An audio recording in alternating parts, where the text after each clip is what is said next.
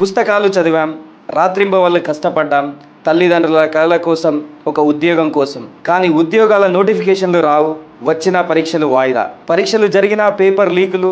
ఒక రైతు తన భూమి అమ్మి తన కొడుకును చదివించాడు. కానీ ఇప్పుడు ఆ డిగ్రీ సర్టిఫికేట్ గోడకే పరిమితమైంది. లక్షల మంది యువత ఉద్యోగం కోసం హైదరాబాద్ వచ్చారు. కానీ ఇక్కడ కూడా బ్రతుకుదెరువు కోసం చిన్న చిన్న పనులే చేస్తున్నారు. ప్రభుత్వానికి ఒక ప్రశ్న, యువత భవిష్యత్ గురించి నిజంగా ఆలోచిస్తున్నారా? డిగ్రీలు ఇచ్చారు, కానీ ఉద్యోగాలు ఎక్కడ? నిరుద్యోగ భృతి ఎక్కడ? ఖాళీ పోస్టులు ఎందుకు భర్తీ కావడం లేదు? యువత ఉద్యోగాలు అడుగుతోంది, భిక్ష కాదు. మాకు రాజకీయాలు కాదు, అవకాశాలు కావాలి. ఎందుకంటే నిరుద్యోగం కేవలం సమస్య కాదు, అది ఒక తరం భవిష్యత్ కూలిపోతున్న శబ్దం.